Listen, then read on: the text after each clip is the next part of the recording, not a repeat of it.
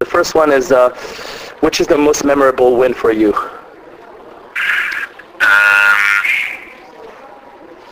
I guess now just in the last year or so, I would have to say sort of the French Open, Wimbledon, just those two back-to-back. I can almost not put one ahead of the other one, you know. So I have to put these two, and then other than that, my win against Sampras in 2001 at Wimbledon, and my first Wimbledon in 2003. I just gotta put these all in because it wouldn't be fair to pick just one. Okay, so those are the four that really marked your career, your wins. Okay, do you have a favorite tournament, and if so, which one is it, and why? Yeah, I mean, I have many favorite tournaments by now. You know, I've been sort of a returning guest in many tournaments. I know many of the tournament directors, many of the cities, many of the tennis courts, the fans, and everything. So obviously Basel, you know, hometown, is very special because I used to be a ball boy there. Yeah. So that one of my favorite ones. And obviously Wimbledon because of the tradition and the history and all the success I've had there already as a junior Wimbledon champion in '98.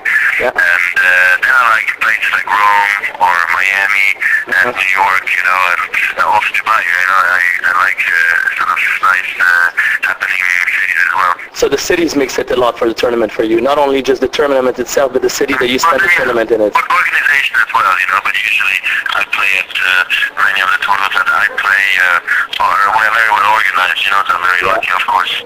Yeah. Okay. Excellent. Who do you consider your greatest rivals?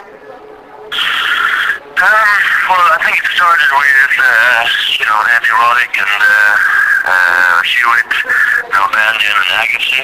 Okay. And then now, obviously, the last few years, it's gotten more into sort of the obviously the Raffas, you know, and Djokovic and Murray. Yep. So I think those have been my main rivals over the year. And I also had great matches with Agassi, and I've played him over 10 times as well. Okay. Excellent. If you hadn't been a professional tennis player, what might have you been? I guess I would have loved to be a soccer player, but I'm happy I chose tennis. Definitely made the right choice there. Definitely made the right choice.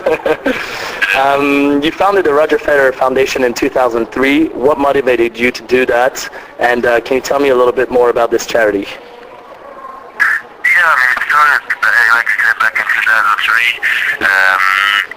I was getting many requests, you know, about, if I wanted to be involved in many different charities or, you know, donate and I just said, you know what, I'd rather do my own thing.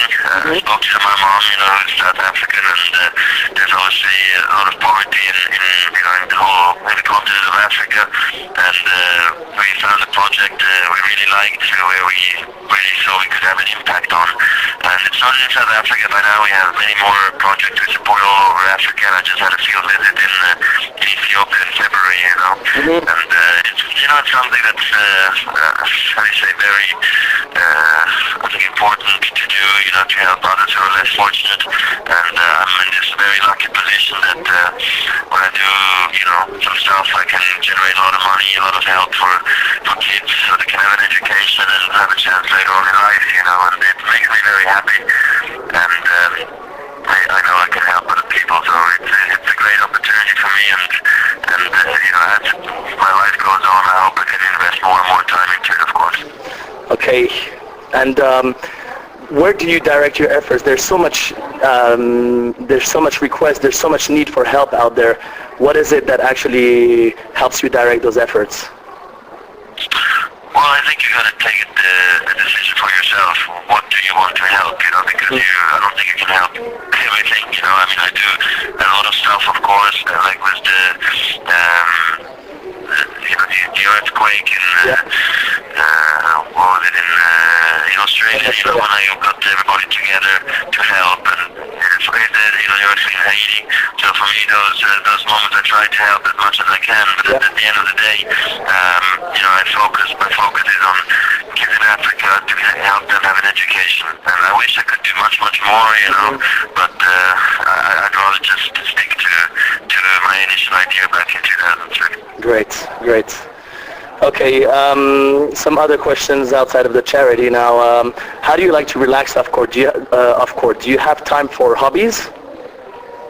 Well, my hobby right now is talking to my kids. Trying to be the best father I can. Yeah. So that's very time consuming these days. But then of course, what I like to do is hang out with my, friends and families. We have many friends traveling the tour with us, Yeah. which is actually a lot of fun. So it feels like home away from home because we only spend about 2 months maximum in Switzerland per year.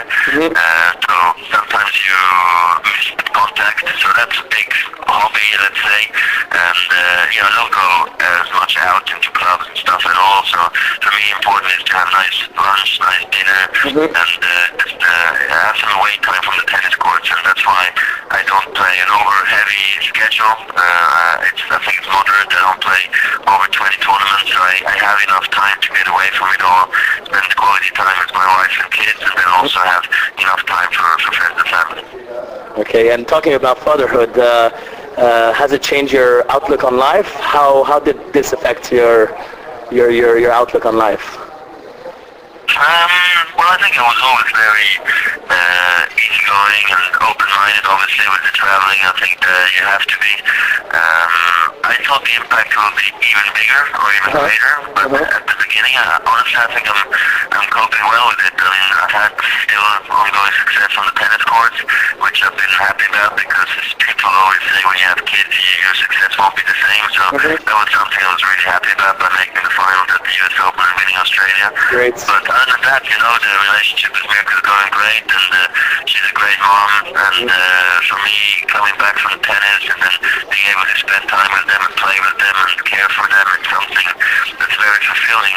And of course, it's it's something I wish for everyone out there, that they can also experience something like that, because it's very hard to compare being a father of a kid or of kids, in my case, if you've never had kids before, and it's just something very, very special. And I only realized that when I had kids myself, that actually how magical it really is. Yeah, that's what everybody says.